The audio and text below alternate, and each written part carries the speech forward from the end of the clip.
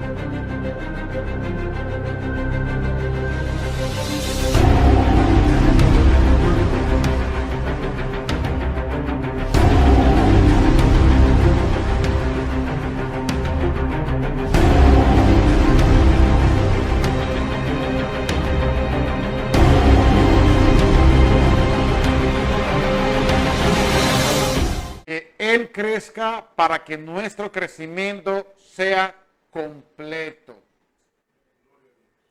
El poder e incluso nuestro gozo está medido por el crecimiento de Jesús en nuestras vidas. Entonces, cuando Jesús crece, va a crecer también nuestro gozo, porque el gozo del reino lo trae Jesús en nuestras vidas. No es porque usted lo va a conseguir dentro de sí mismo, sino que cuando Jesús viene a manifestarse en su corazón, Él trae el gozo, porque Él es el gozo. En nuestras vidas hay demasiado ruido. Sí, hay protagonismo, hay apariencia mezclada con vanidad, hay proyección propia. Recuérdate para siempre el resto de tu vida que a menguar se refiere a esto y mucho más. Se requiere esto para que crezca, o sea, a menguar el protagonismo, a menguar el ruido, a menguar la apariencia. Y dice la palabra, que cuando fuera tiempo, ¿qué los va a hacer? Los va a exaltar. Él lo hace, pero hay que amenguarte primero. Hermanos míos, se requiere comunión con la presencia divina para que nuestra humildad se manifieste el verdadero don de su Espíritu, para que entonces su manifestación en nosotros edifica. Hermanos míos, si Jesús no es la supremacía en tu vida, usted no puede ministrar. Porque ministramos de lo que tenemos. Sencillo.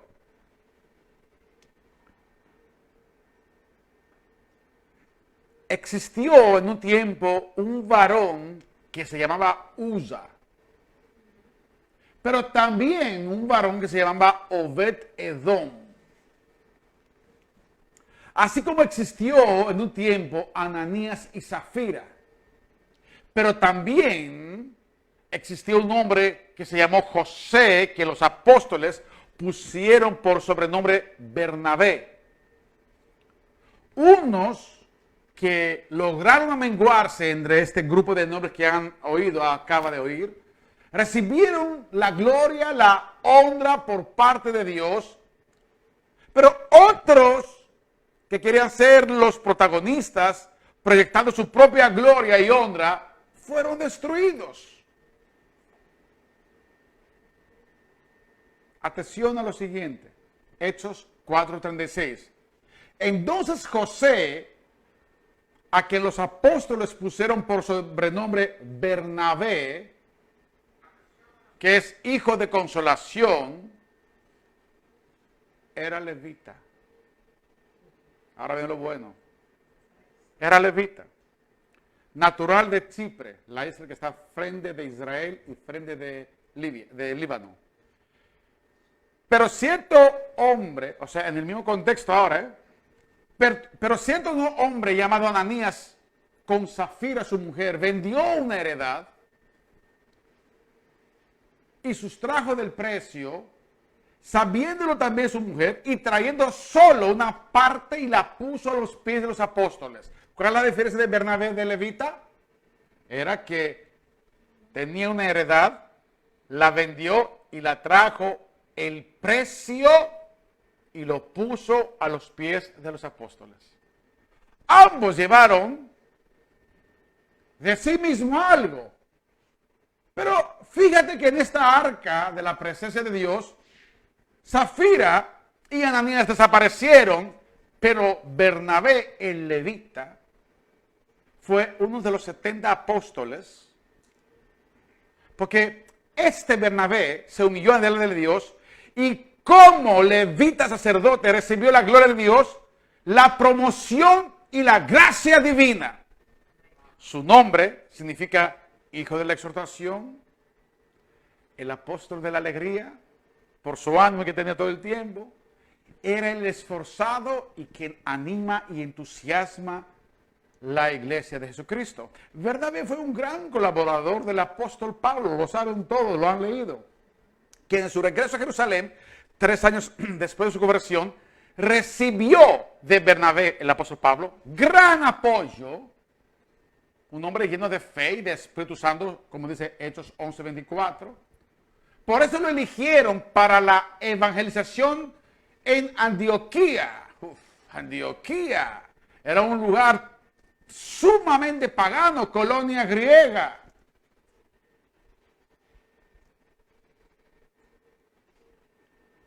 Separada Pablo y Bernabé para una tarea que les tengo asignada en movilidad. Hechos 13:1-2. Pero Ananías y Zafira, estos nombres marginados, No lograron hacerlo. Quedaron en la historia bíblica como autopromotores, porque en realidad no eran genuinos sacerdotes. Bernabé era un sacerdote.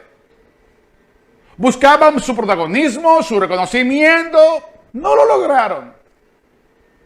Y era una parte importante que me imagino que estaban dando, pero ellos no se amenguaron genuinamente. Una parte era reservada para ellos. O sea, lo que quiere decir que el corazón no era completo. Porque en la conversación con Pedro dice, ¿por qué tú lo hiciste? Tú podrías decir, tengo tanto, hago esto y se acabó. ¿Por qué tú estás diciendo mentira? Porque quiere una apariencia. Por tanto, no les fue bien.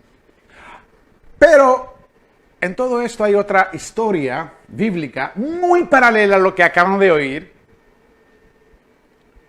Y que este empuje me lo dio allá, esa inspiración de la enseñanza me la dio Lester Montilla en una conversación que teníamos, la comida. Y hoy va a haber algo muy grande, porque es la gran realidad espiritual de la dignidad de Cristo para los que desean ser genuinos sacerdotes y así cuidar la integridad sacerdotal. Vamos a leer 2 Samuel 6:6 que dice, pero cuando llegaron a la era de Nacón, Uza extendió la mano hacia el arca de Dios y la sostuvo porque los bueyes casi la volcaron. ¿Cierto? Algo natural. Están las bueyes, está el arca, va a caer y tú pones la mano. Pero dice que cuando Uza puso la mano, parece que estaba ahí, al lado del arca. Se encendió la ira del Señor contra Uza. Y Dios lo hirió allí por su irreverencia. Uno está pensando, ¿era mejor que caiga? ¿Qué está pasando? ¿Por qué le pasó esto a Uza? Entonces, David dice, ¿cómo podrá yo venir a mí el arca del Señor? Si Uza lo tocó y se murió. Y David no quiso trasladar el arca del Señor con él a la ciudad de David, sino que le hizo llevar a la casa, oyen, de Obed Edom Geteo, el sacerdote. Ya no se me queda pelo. Gracias, Señor. ¿Qué revelación queremos? Solamente tenemos que saber que esta nación sacerdotal somos nosotros y que nadie puede tocar la presencia de Dios si no son los sacerdotes de Dios. 3000 años entre el primer caso que pasó con Obed Edom Geteo. Y dice la palabra, oye por favor, por 3 meses permaneció el arca del Señor en la casa de Obed Edom Geteo. Y bendijo el Señor a Obed Edom y a toda su casa. ¿Usted cree que esta manada pequeña, si lleva la presencia de Dios, no será prosperada? Amén. Yo creo que será sumamente prosperada. Y se dio aviso al rey David diciendo, el Señor ha bendecido la casa de Obed Edom. Uf. Y todo lo que le pertenece a causa del arca de Dios. Entonces David fue y con alegría hizo subir el arca de Dios en la casa de Obed Edom a la ciudad de David. Y sucedió que cuando los portadores del arca del Señor habían andado 6 pasos, él sacrificó un buey y un carnero cebado. David danzaba con toda su fuerza delante del Señor, y también él estaba vestido con un efod de lino. no se atrevió a no presentarse como ¿qué? Como un sacerdote. Ok. Bernabé pasó por este mismo lugar que pasó Zafira ahí. Ananías. Uno se muere y otro recibe la gloria que hoy estamos mencionando, Bernabé. Así pasó. La misma arca mató a Uzai, pero bendijo a Obed Edom. Hermanos míos de Filadelfia, solo los sacerdotes levantan la presencia de Dios, porque están en la presencia de Dios en santidad y amenguados de sí mismos. Bernabé y Obed Edom tenían algo común, eran sacerdotes. Esto quiere decir, eran vestidos de este efod divino espiritual, quiere decir que eran amenguados totalmente para que solo sea el Señor la proyección de sus vidas. En fin, el mismo David estaba vestido con un efod de lino para cargar él mismo la presencia de Dios, sino que también podría ser muerto. Todos esos prosperados, en gran manera, eran prosperados en gran manera, porque dice la palabra, y bendijo el Señor a Obed Edom y a toda su casa. Al contrario, Ananías, Zafira cayeron muertos como Uzá y se encendió la ira de ellos. Ambas personalidades se relacionaron de una u otra manera con la presencia de Dios, pero para unos fue traducida para muerte, pero para otros se tradujo como que abundancia. Qué curioso eso. Otros van en las mesas de ágape y se enferman, y otros realmente salen liberados. Vale la pena investigar y meditar esta gran verdad. Tragedia para unos, prosperidad para otros. ¿Sucede eso en nuestros días? Claro, en forma igual. No ha cambiado. Primera de Corintios 11:30 dice, por esa razón hay muchos débiles, enfermos entre vosotros y muchos duermen. ¿Dónde? Cuando iban en la presencia de Dios. Porque las ágapes estaban en la presencia de Dios. Pero otros salían muy liberados y perdonados porque iban con un examen profundo de sus corazones. Porque vivimos el cristianismo sin discernir correctamente el cuerpo del Señor, sin las vestiduras sacerdotales, sin reverencia, sin comunión en Dios. Entonces recibimos juicio para nosotros. Esto nos afirma el apóstol Pablo en 1 Corintios 11:29, que dice, porque el que come y bebe sin discernir correctamente el cuerpo del Señor, come y bebe juicio para sí. Así de sencillo. Esto es lo que está escrito. Hermanos míos, la santidad no es solo ausencia del pecado, sino también una perfecta conformidad con la voluntad del Padre. Cuando usted está llamado para ser santo y participar de la santidad, sí, lo primero es quitar el pecado, pero viene lo segundo, que es que conforme a su voluntad.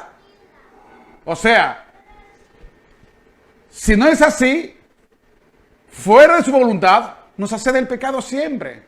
Piénsalo, por favor. No es que yo digo, no hago la voluntad de Dios porque ¿qué pasará? Es que si tú no lo haces, la voz de Dios, estás en rebeldía, ya es el primer pecado. Estás en resistencia, ya es el segundo pecado. Y ya piensa otra cosa, y ya entonces van a seguir orgullo, soberbia, mil cosas. Nuestra actitud, y eso es de suma importancia, tiene que ver con algo más que actos. Motivos. Es decir, que surjan de un deseo de exaltarle. Él te pone las obras, no tienen problema. Y darte los recursos. Pero es para exaltarlo. Y Él, mientras tú estás en esta alineación, lo hace más efectivamente, lo hace con más poder y con más tiempo y algo asombroso para que sepan que ustedes son amados del Padre. Crecer en la santidad es que el Espíritu nos hace conscientes de nuestra necesidad de santidad por medio de la humillación. No hay otra forma. Esta es nuestra amplitud del corazón. El corazón se va a ampliar cuando usted se va a humillar. ¿Sabe por qué? Porque el corazón exaltado está sujeto a su propio corazón. Pero el corazón humillado ya comienza a sujetarse al corazón de Dios. Las cosas van a abrir. Puertas abiertas. Diseños de Dios. La santidad no consiste en especulaciones místicas o entusiasmos emocionales de relaciones religiosas, sino estar dispuestos a lo que Dios quiere. Yo vivo para lo que Dios quiere, no donde el hombre me quiere poner. No importa, puedo estar en un lugar que todos me aplauden, que todos me ven más, y de repente me lleva a un lugar de humillación, pequeño, remanente, para que entonces yo participo en la grandeza de Dios. ¿Sabe por qué? Porque nosotros somos, curiosamente, muy soberbios todo el tiempo, hasta dentro del ministerio. El Hijo no puede hacer nada por su cuenta. ¿Acaso Jesús no podría entregar su vida a una academia y ahí hacer más, como hizo Buda, como hizo Mahoma? Pero no, él prefirió hacerlo menos que ir en la cruz para atraer a él millones de gente. Obed-Edom recogió el arca de la presencia de Dios a su casa, y eso me dice mucho. No era aquí, era su casa. Y quien podría visitarlo en su casa podría ver la presencia de Dios. Que podría entrar en tu casa, entrarse, aquí me gusta estar. Porque ¿qué yo voy a hacer si yo estoy aquí? Que digan qué bueno se predica, pero en su casa es diferente.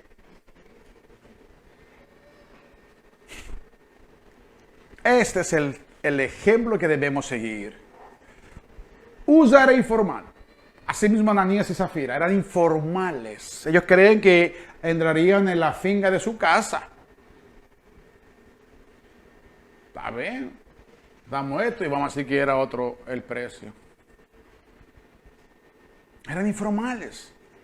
Y seguramente si tú eres informal es que también tú eres inconstante en su relación con Dios. Este es el ejemplo que debemos seguir, hermanos míos. Atención a esto. He aquí yo he venido para hacer, oh Dios, tu voluntad. Hebreos 10:7. Para esto fueron convertidos ustedes.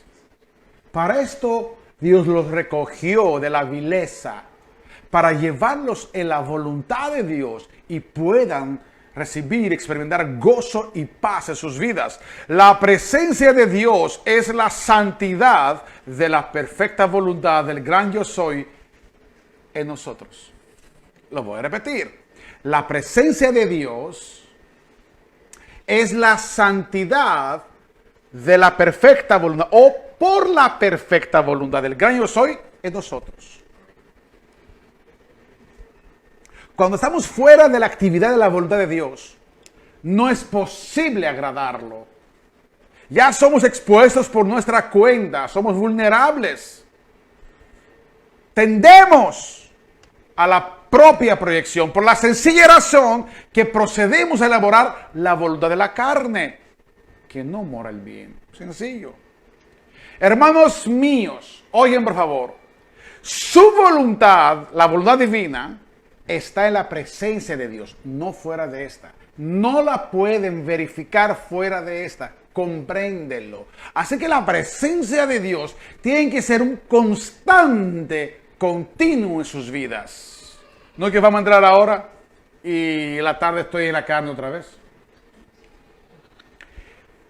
En esta presencia, usted se va a santificarse.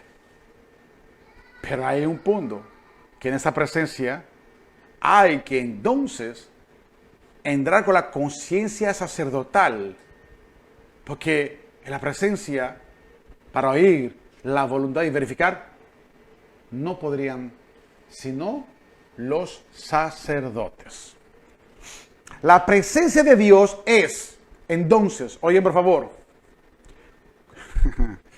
no es herirse los lindos pelos que tienen los brazos. Aunque también podría suceder. Pero también por ahí yo vi a una persona que estaba hablando y era mundano y me dijo, ay, yo estoy hablando y me están hiriendo el pelo. Digo, me está asustando porque yo creo que nada más era la presencia de Dios. Y era un mundano secular. Y me estaba explicando, ay, mira, me está hiriendo el pelo. Digo, ay, Dios mío, ¿será que esto nos sucedió a nosotros también? Oigan, por favor, ¿qué es la presencia de Dios? La presencia de Dios es conocer sus caminos, que es su voluntad. Anótenlo. Cuando usted entra en la presencia de Dios, conoce sus caminos y lo conocen. Segundo, hallar reposo, que es nuestra fortaleza y sus obras manifestadas. Nadie puede tener visión si no está en su presencia. Nadie participará de estas, sino el que entre en su reposo, que precisamente es amenguar de tus propias obras para que tú comiences a ver las de Él. Tercero, cargar su santidad, que es la identidad del sacerdote que le da derecho, oyen la palabra que me golpeó, levantar el arca de la presencia. Usted va a levantar. ¿Lo está entendiendo? Hemos relacionado mucho con la idea de entrar en la presencia. Ahora viene un término que se llama levantar la presencia de Dios. Todo el Antiguo Testamento deberían primero levantar la presencia de Dios, llevarla al lugar, entonces ya ahí participar y entrar en la presencia de Dios. Lo voy a explicar más adelante. Y el quinto, es estar en gozo, la presencia de Dios, porque cumple los propósitos divinos. No hay gozo sino en los propósitos divinos.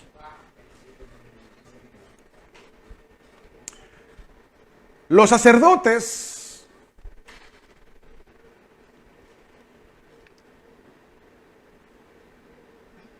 están destinados a estar, o sea, ser en un modo que podrían sentir su existencia en la forma espiritual. Segundo, moverse. Tercero, direccionarse por su presencia.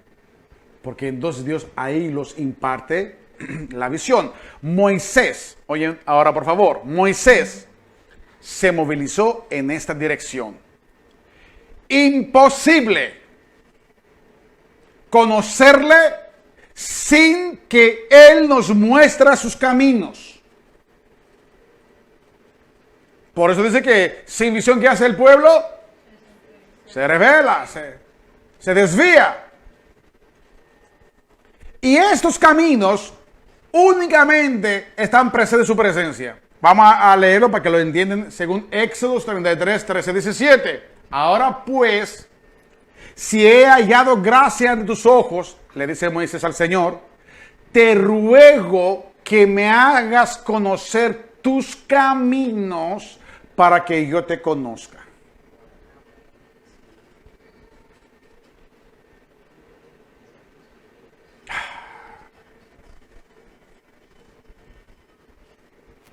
Entonces, en la vida de cada uno de ustedes ministros de Dios,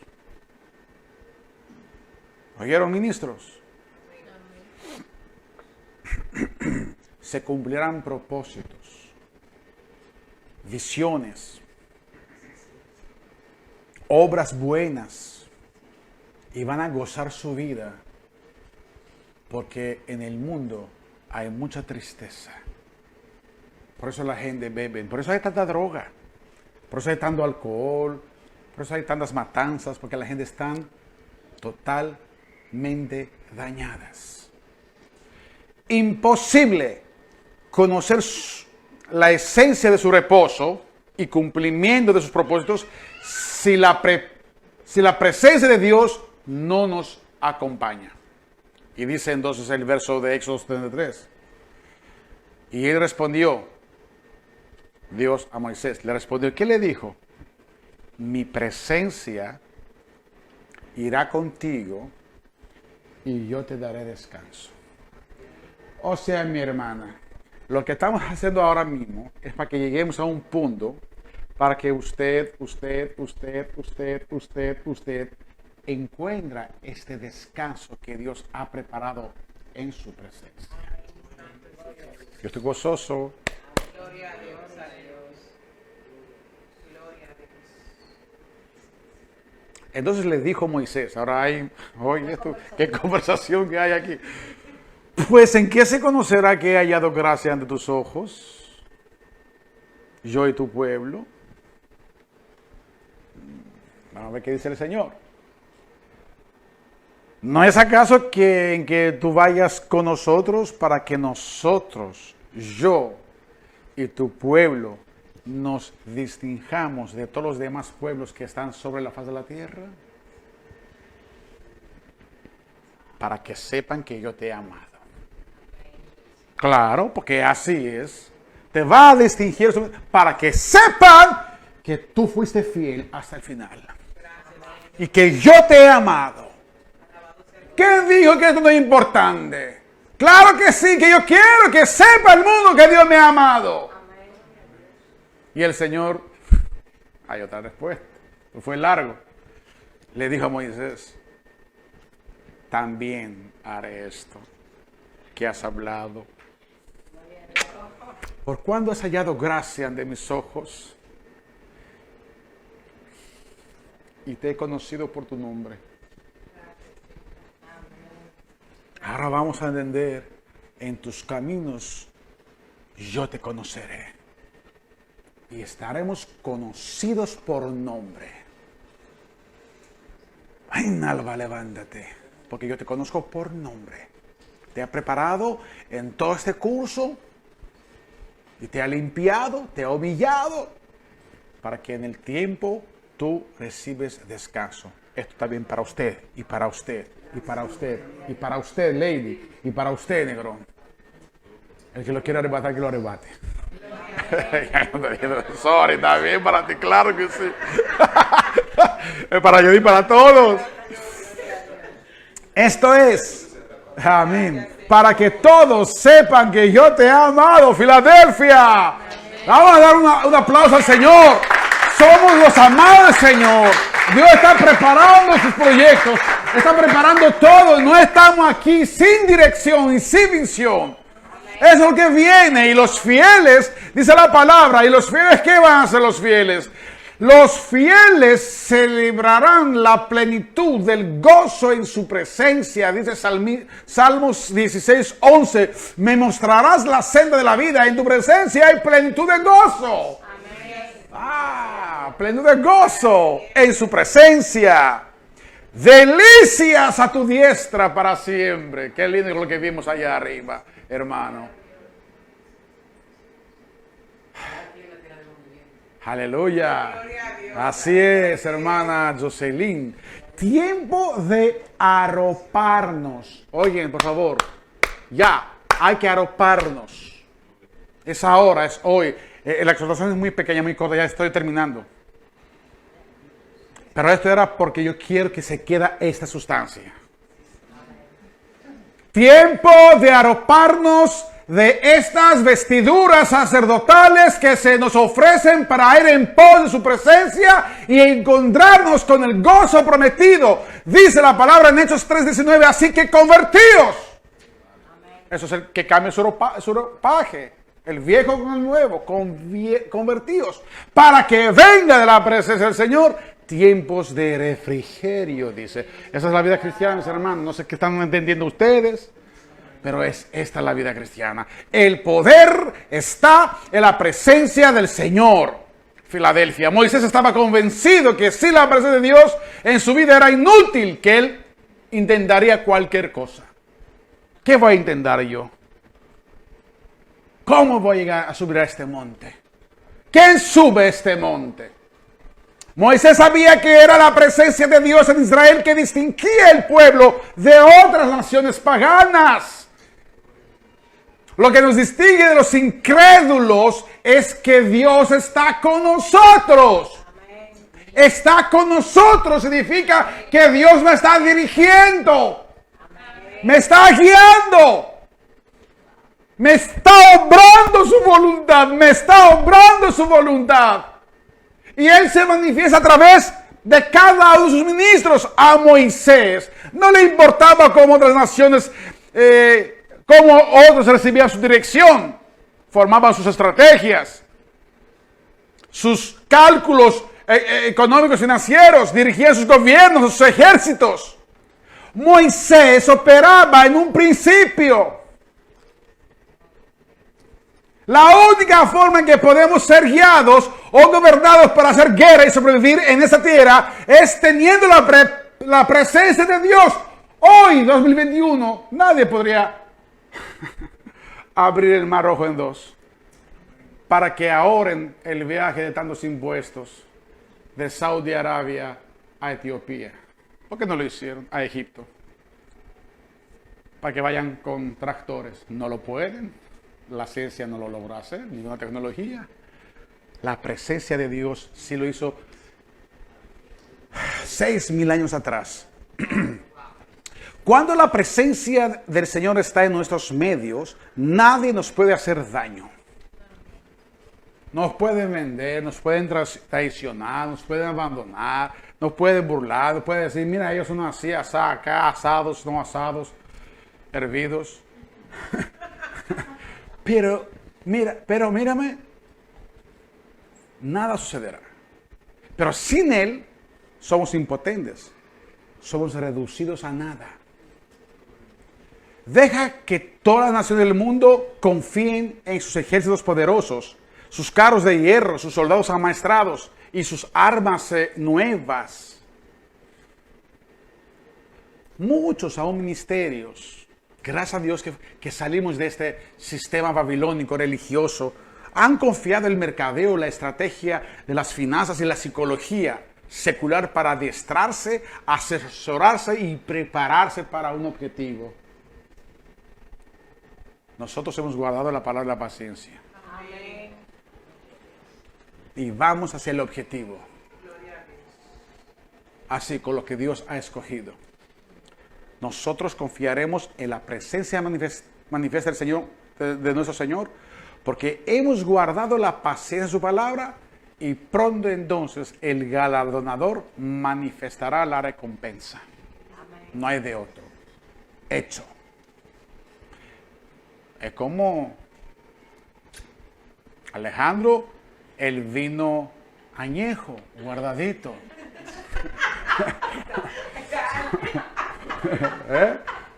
Vino añejo bonito, tú sabes, no te pica aquí como el nuevo.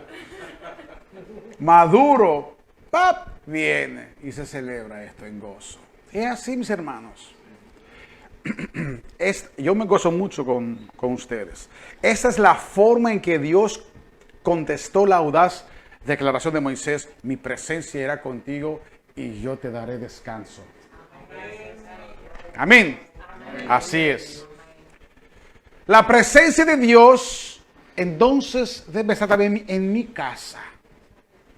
Para que el que entra puede ver presencia de Dios. Porque tú te imaginas que tú vas a mi casa y tú ves un desorden. Y arriba usted está haciendo las oraciones de Moisés. No. La presencia está en todo lugar. Ahora termino con esta idea. Primera de Crónicas 3:14 dice, oigan por favor, así que el arca de Dios permaneció con la familia de Obed-Edom en su casa 3 meses, y bendijo el Señor la familia de Obed-Edom y todo lo que tenía. Qué tremenda realidad, hermano. Amado, del ejemplo que tuvo Obed-Edom al llevarse el arca de la presencia de Dios en su casa. Este es el secreto de la bendición. No sus aptitudes, no su profesión, no su habilidad, técnica, sino que todo para Obed Edom giraba alrededor del arca. No, aquí no me construyen ningún arca ni aquí. Yo hablo de la presencia de Dios, por si acaso. No me pongan con 2 palos ahora y nosotros... No, estas cosas son de la... Ok, ya. Tengo que aclarar una cosita, por si acaso. Entonces, la casa y el arca es un hogar. Mi hogar, en realidad, no es mi casa. Mi hogar es la presencia de Dios que está en mi casa. Integridad, no informalidad.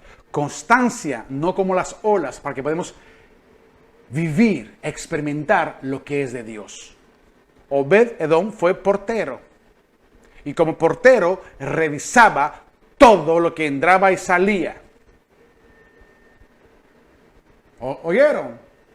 O sea, ustedes, las autoridades, están controlando todo lo que entra y sale de sus casas. Por sus hijos. Porque sabía que dentro de su casa estaba el arca. Hay que entenderlo poligónicamente. No se descuidaban como usa Ananías y Zafira. Él, Obed Edom, velaba y cuidaba todo lo que entraba en la casa. ¿Cómo lo hacía en el templo?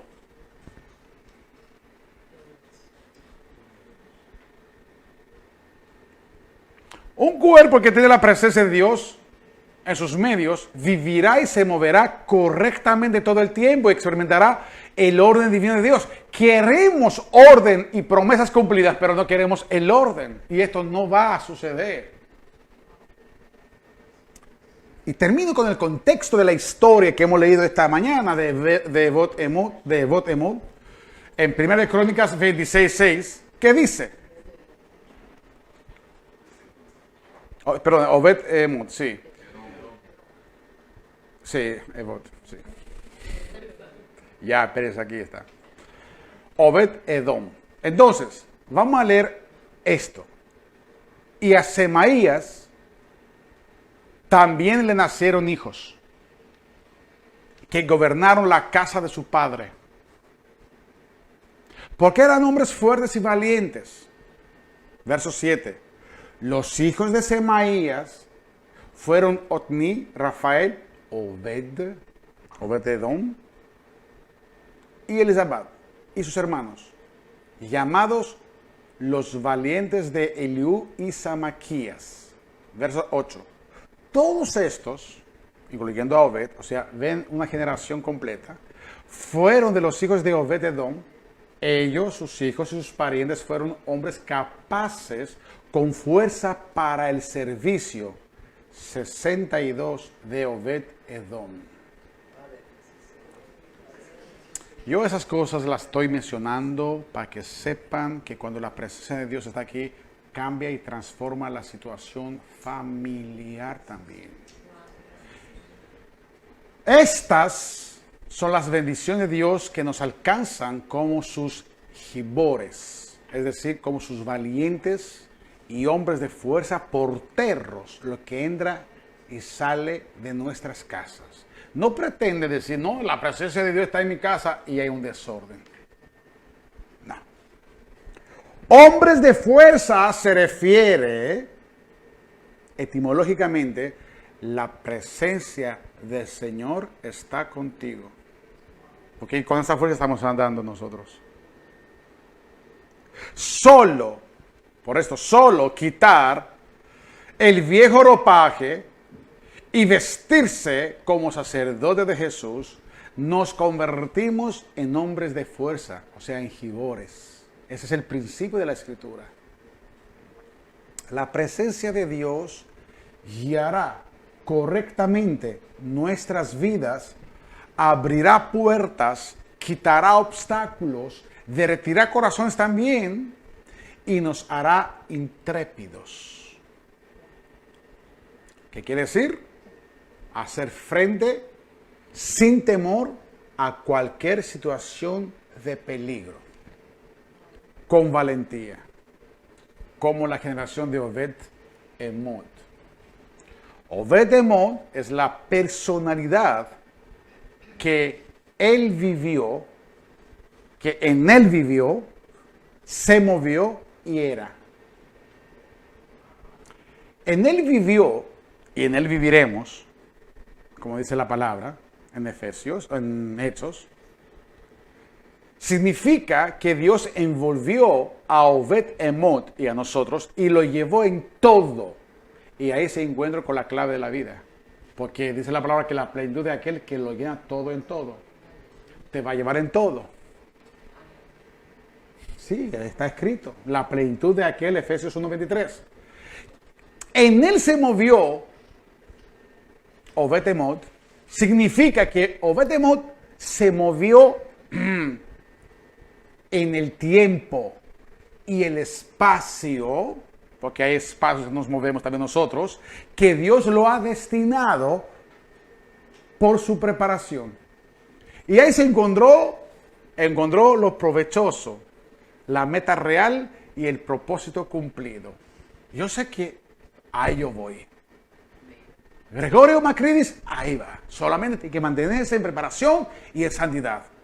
Porque en él significa que Obed-Edom y nosotros también, volvió a encontrarse en la suma unidad con Dios y en consecuencia con su perfecta voluntad. No puede ver, entender y verificar la voluntad de Dios si usted no está en la suma de su unidad. Ahora entenderemos mejor esta exhortación que Josué hizo al pueblo entrando a la tierra prometida, y así mismo lo voy a hacer en esta forma profética para ustedes. Y Josué dijo al pueblo: santificaos, santificaos, santifícase espíritu, alma y cuerpo todo, porque Jehová hará maravillas entre vosotros.